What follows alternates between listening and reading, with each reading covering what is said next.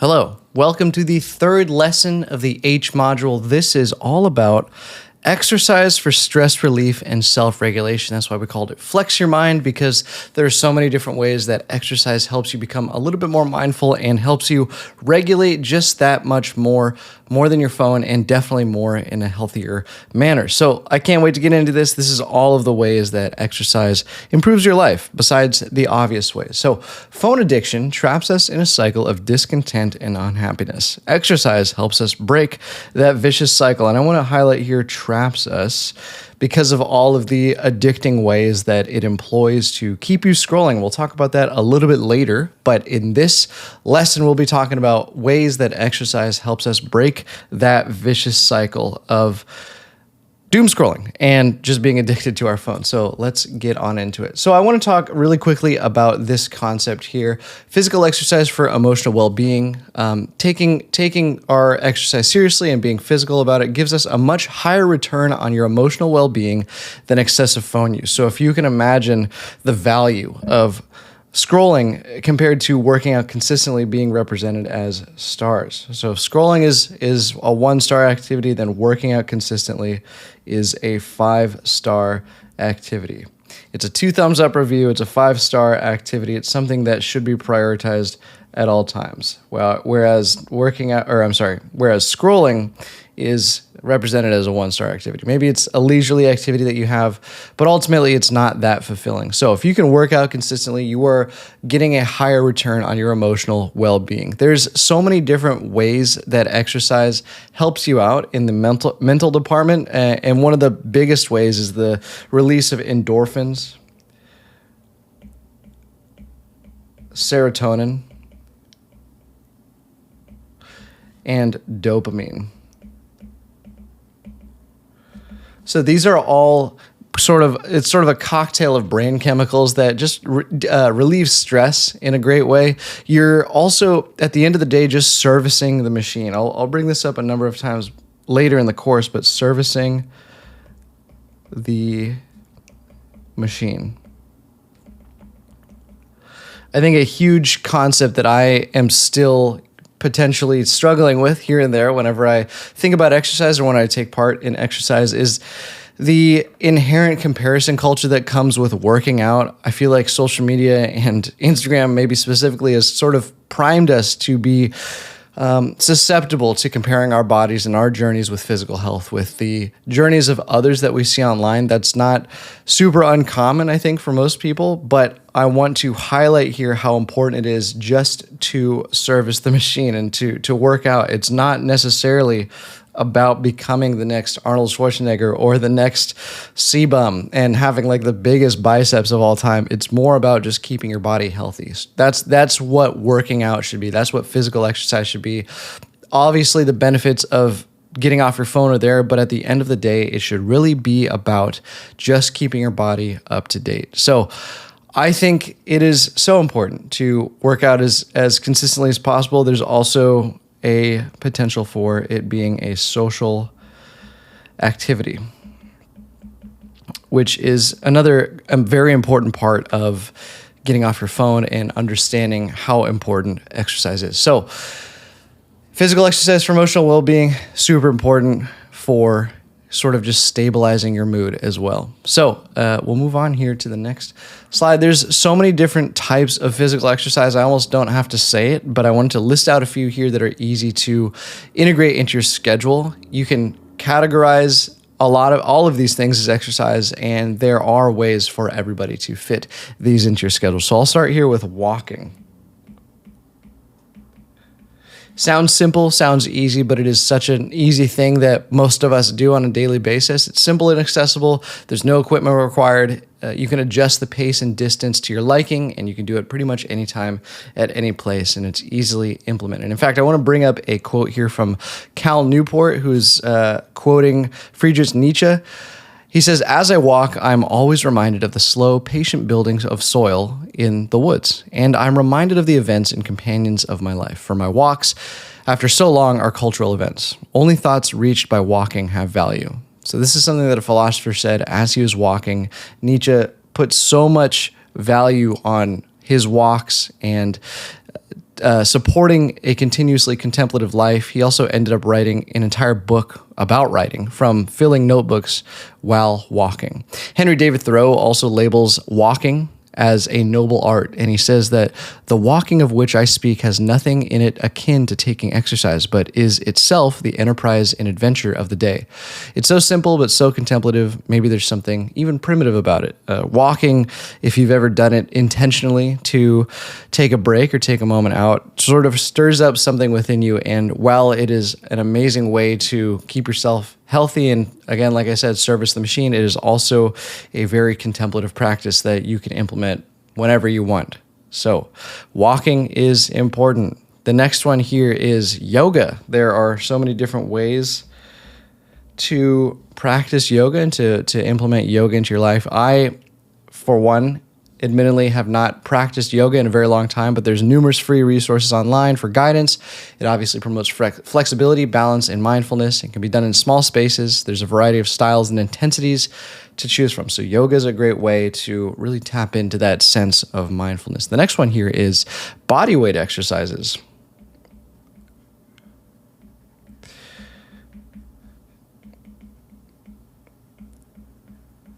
So I used to do a bunch of body weight exercises and still do. I did it really consistently when I was posting on TikTok. I would wake up super early in the morning before making my videos and go to the Nike app, and they have a bunch of great body weight exercises that you can follow along with. It requires no equipment, obviously, and it incorporates strength training. Many exercises to choose from, like squats or push-ups, and things that you can fit your own training style and can be modified for all fitness levels. The last one here that I want to call out is stretching. I love doing a good stretching session before winding down for the night. It's excellent for flexibility and joint health. It can be done anytime, anywhere, like most of these, and it can serve as a warm-up or a cool-down activity. So there are so many different ways that you can integrate working out and exercise into your schedule. You almost have no excuse to service the machine on a regular basis because there are so many different ways. I obviously didn't even write down all of the ways that physical exercise can be present in your life. However, it is on you to find all of the ways that make the most sense for you. So many different ways: walking, yoga, body weight exercise, and stretching. How exercise regulates screen time. So exercise is pretty much, it is the antithesis of doom scrolling because it provides a healthier outlet for emotions and an opportunity to literally move your body. So I want to show this by drawing a scale here. And on one side of the scale, you have a phone representing by a rectangle and a lock screen. And on the other side, you have you taking part in physical exercise. I'll give you a little bicep too. Why not? Physical exercise. It offers, obviously, this is a healthy alternative to screen use. It encourages time away from digital devices. And I think the biggest part here is the decrease in cortisol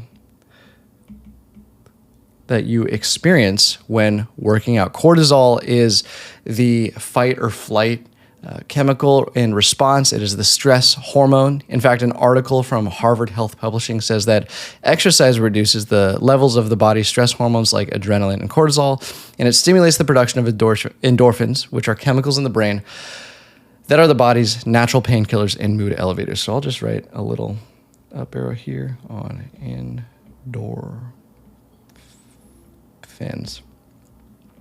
So this is the important part here. Elevating your endorphins, which are your mood boosters and painkillers, is the important part of screen time. Cortisol and stress, again, like I said, it is the stress hormone produced by the body's adrenal glands. Cortisol levels rise under stress, initiating that fight or flight feeling. So the more that you use this guy here, the more fight or flight feeling you have.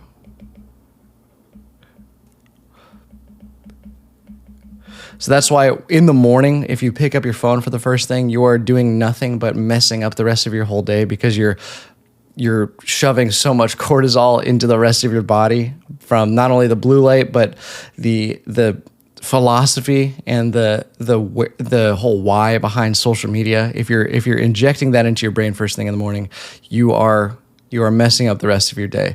It is the always-on culture that disrupts the body's natural rhythms and cortisol levels.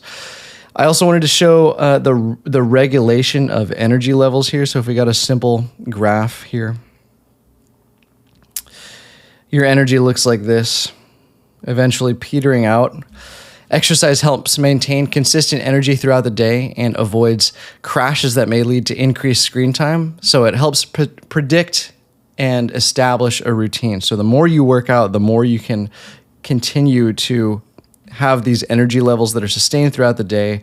Whereas if you scroll on your phone, you will eventually crash and you don't have any sort of basis for energy throughout the day. So that is just a few of the ways that exercise regulates screen time and helps you develop healthier habits when it comes to your phone and digital mindfulness in general. So it's all about decreasing the cortisol and increasing endorphins and obviously getting away from that fight or flight feeling that we all know and love. That's actually called anxiety in today's day and age. So here's some ways to integrate exercise into your life every single day. Again, this is meant to be personalized to you because it's different for everybody, but exercising doesn't have to be hard or time consuming because there's plenty of opportunities in your daily life to do so. So biggest way here is to start small, right? I've said this so many times, start small. And I'll continue to say this throughout the rest of the course, so spoiler alert. Aim for short sessions to build a habit. Even 10 to 15 minutes per day is a great start. The goal is consistency, not intensity. Consistency over intensity. You should always focus on A, starting small, but B, consistency over how hard you work out. I did a workout a couple weeks ago now where I was doing some tricep extensions or some tricep workouts, and the next day my tris were super sore, and the next day after that, I could literally hardly move my arms. And I thought that was because I had to be super intense about it. I just gotten back from Europe, and I wanted to make sure that I was maintaining my goals of keeping my body serviced, and I went too hard. So don't go too hard. Consistency is way better than intensity. The next one here is incorporate into daily tasks. There's a number of ways you can do this.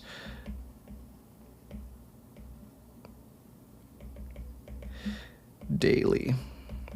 So, for example, you can take the stairs instead of the elevator. You could walk or bike instead of driving when possible, or do house chores extra vigorously to burn more calories. So just find the moments in your day that you could actually, I think walking is probably the easiest one to switch around. I take the one wheel to my job, which is a few blocks away, so some days I might walk. If you can find moments like that to integrate things like walking or even biking into your daily routine, then that is ideal. The next one here is make it enjoyable.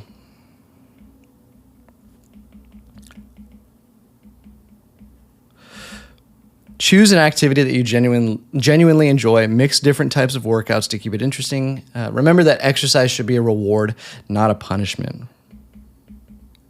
Reward over punishment.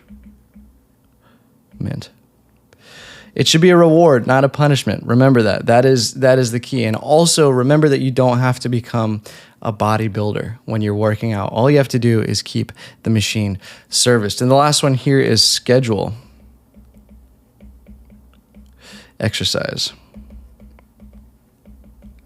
If you're not living with a calendar, and if your life doesn't revolve around a calendar, you are leaving opportunity on the table. So if you can block in when you exercise and when you work out, remember, it doesn't have to be a crazy amount. It could be 10 to 15 minutes to start.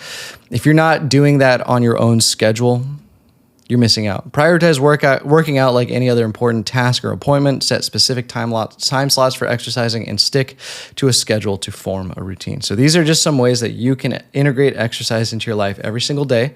Remember to personalize this for yourself and find the moments and set your intentions on servicing the machine on a daily basis.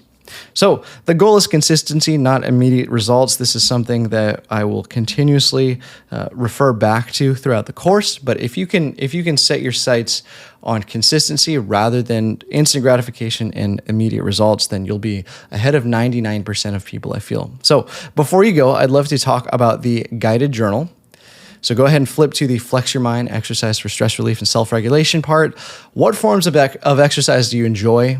How could you incorporate these activities into your routine to help regulate screen time and reduce stress? And next, think of a time when exercise helped you manage stress. Compare that and contrast it with that experience where you use screen time to manage your stress. So think about how your habits of exercise show up in your daily life right now, and then what ways could you incorporate them more? Or if you don't have an exercise routine, what moments in your life could you integrate exercise?